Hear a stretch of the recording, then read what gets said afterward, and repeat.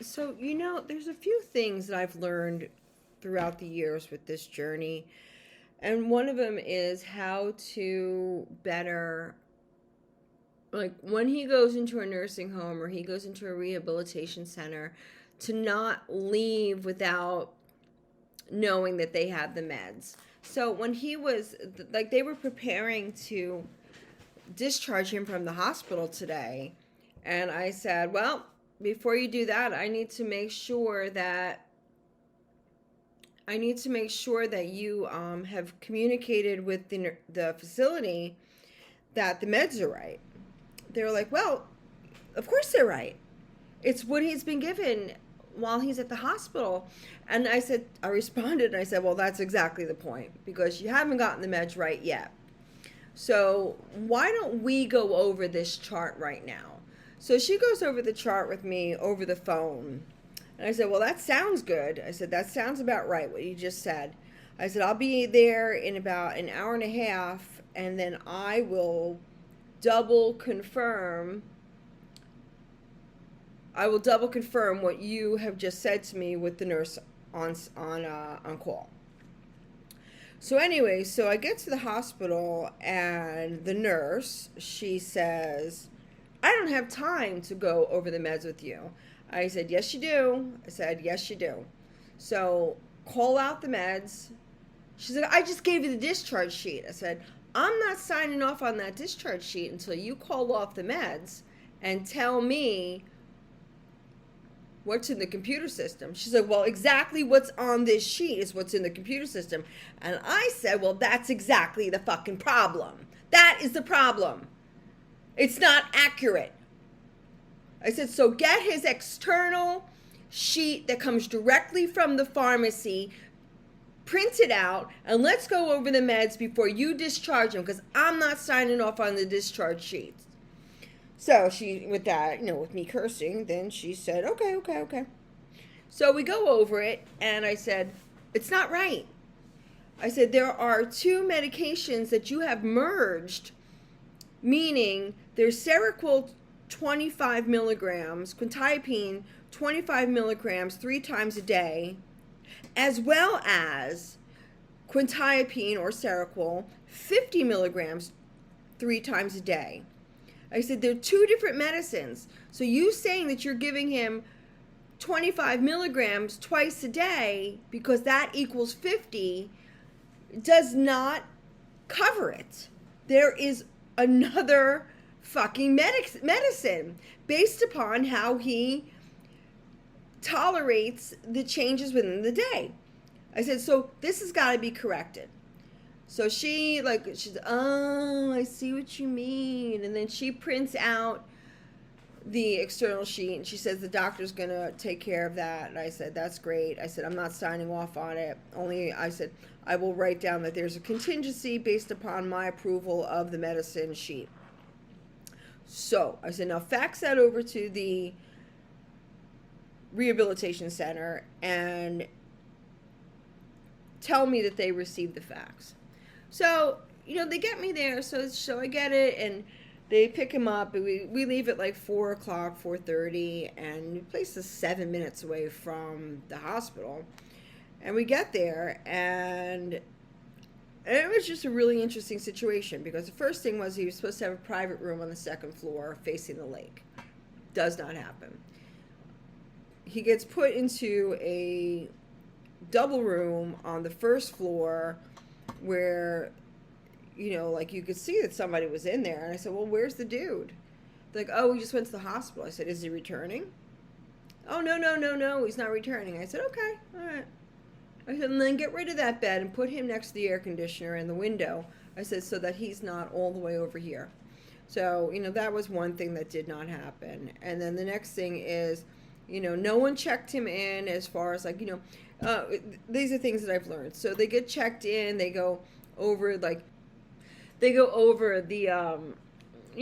how many t-shirts they come with and how many pairs of shorts, and they have 2 cords for their phone and 1 cord for their iPad, and they got an iPad, let's write that down, 1 pair of glasses, and they go over all these things 4 books, 1 stuffed animal, and they write it down. It's an inventory sheet. So at the end, when he's discharging, I can go, oh, well, as you'll see, he had 6 t-shirts and 4 pairs of shorts and 2 iPads and 1 eye charger and blah, blah, blah, blah, blah.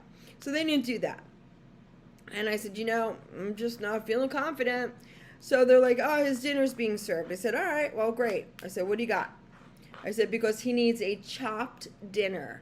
He's got no teeth. He's not wearing his dentures. He needs a chopped dinner. And they bring out a hot dog and some uncooked French fries. I said, all right, send that back. I said, it's not acceptable. I said, well, why? Why? I said, because he's got no fucking teeth. There's no teeth in his mouth. How's he supposed to chew that? What, do you want him to choke? You want him to die? Oh. So they take the fucking hot dog and they put it in a grinder and it comes out dust on a bun with some raw French fries. Dust on a bun with some raw French fries. That was his dinner. Fortunately, I had come with his dinner because I make dinner for him every night. And I was able to feed him what he needed. A meal. I gave him some pho. He had some pho tonight for dinner. Anyway, now I'm, it's just a long fucking day. So I've been there and I'm waiting. I said, listen, I'm going to leave at 9 o'clock. I need to make sure, though, that you get your 9 o'clock medicine so that you go to sleep. And the lady comes in at 8:55. We don't have his medicine. I said, what do you mean you don't have his medicine? She goes, we don't have his medicine. I said, that's fine. I said, I got no problem with that. I said, here you go. I said, I brought all his medicine with me. I said, now you can just give this to him and he can go to sleep. So give him his medicine. I said, you can watch me do it or you could do it yourself, but give it to him and then take this entire bag and give it to the next nurse so that she can give his medicine throughout the night.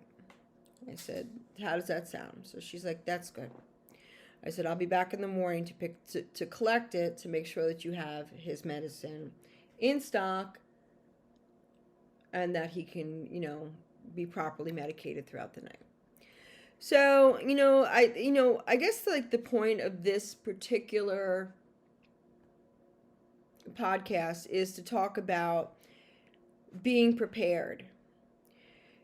When people go into nursing home, you got to find out what they need. What, do they bring? Do you need a blanket? Do you need chucks? Do you need to bring your own undergarments? Do you need a urinal? Do you need medicine? Do you need to have an inventory list already like pre-assembled? How about snacks? How about a water bottle? Will they bring him water? How long? Like I actually did like a test. Like I said, like he was he had wet himself and I said, all right, so I need you to now press the button, the call button, and we're going to clock and see how long it takes for them to come. So we put on, so it was 4 minutes and like 50 seconds. I said, it's not so bad, 5 minutes. I said, we just we'll keep track of it so that that they are not neglecting you. I said, find out their names, make sure that they all attend to you. And you have to really be on top of these places because the people that they're hiring, especially the night people, they're not great. They're just not great. They're not nice. They're not nice. And I said to him, that is the most important thing now. I said, you got your meds. The room is good. It's air conditioned. You're cool. You got your meditation. You got your law and order. I set everything up. You got your chargers. Everything should be working just fine. Now you need to just relax. Fall asleep and don't let anybody be neglectful, violent, or violate you.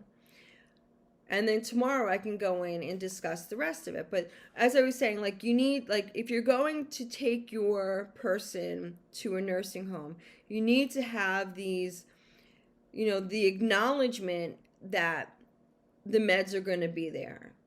It's even when my husband is just leaving a hospital or leaving some kind of facility, I need to know that the prescriptions are in, the prescriptions are processed, and those meds are waiting for me. I need to know that I'm going to either drop him off at the house or I'm going to drop him off of a facility, and I'm going to know that everything is there for him. And if everything is not there for him, then I ain't fucking leaving. That's why before I went to sleep last night, I had collected everything. I had the t-shirts, I had written his name in all the t-shirts. I had the shorts, I had written his name in all the shorts. 2 pairs of shoes, the insoles, they were clean, they were sprayed. I had a bucket with his shampoo and with his loofah. Everything was all set up so that when I brought him there, I know that I had done my job. My job as the spouse, partner, whatever the fuck I am, was to prepare him to be prepared for them so that they could just do their job. I walked in, I pulled out my fucking extension cord, I plugged everything in, I set up his meditation, his law and order, I made sure that the bed was comfortable, I made sure that he had everything he needed so that they could do their job. And now I'm just going to circle back to when I was, they told me he was being discharged from the hospital, and I was having the whole conversation about the meds. I even had my meds ready. I had all the meds in a bag ready to go because I know that they're going to drop the ball. The stuff that my husband's on, it's not all, standard stuff. It's not a fucking bottle of Tylenol. And it's not like, a little bit of a biofreeze that we can just spray on his fucking leg. He's on 11 very complicated medications. And because it's so complicated, and because he is so complicated, I need to know that I am doing my job so that tonight I can sleep. Because I can tell you this, I'm going to shut the phone off. Because I know he's going to be calling. Maybe I won't shut the phone off tonight, because it's the first night, and what if he's like, I don't know, I don't even want to say it out loud. Like, I don't, what if they're not treating him right? And so maybe I won't shut the phone off tonight, so that I can have the confidence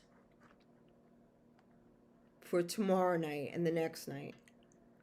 And we'll tell you this though. Without my caretaker here, and without my husband here, without me here, my dog's miserable. She's pissing on the floor, and she's, crying. She's not a happy dog. Overall, this sucks. This just, he doesn't understand. He just doesn't. What he doesn't understand is that these moves are not to keep him away from me. That's like a whole nother conversation that I'm going to have right now.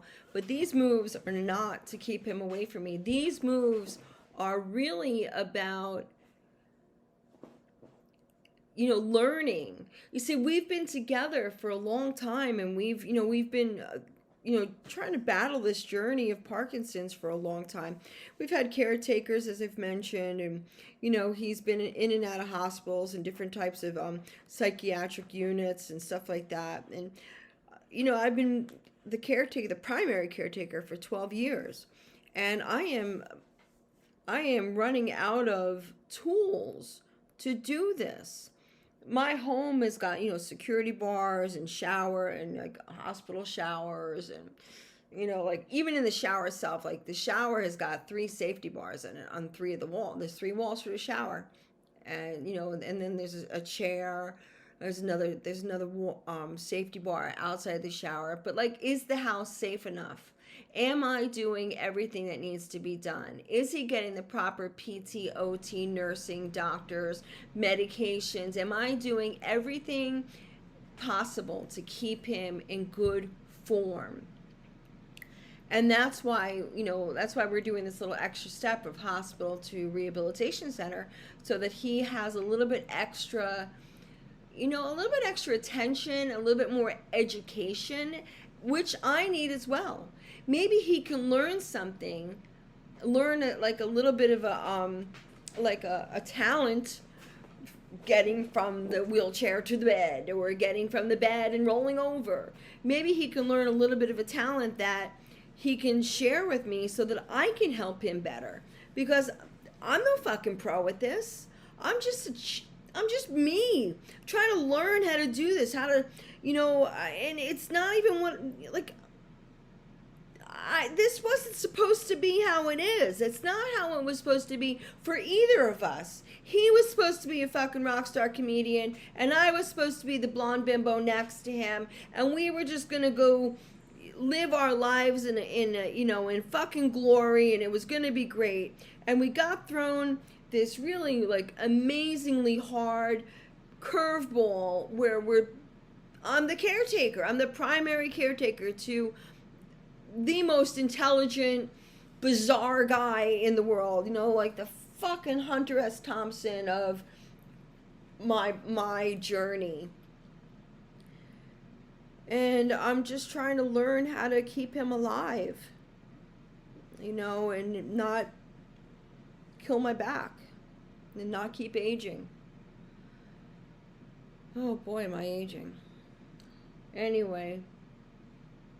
So that's what it's about. That's why he's in the rehabilitation center, because we're just trying to keep him safer and keep this home safer and tap any additional resources that we can.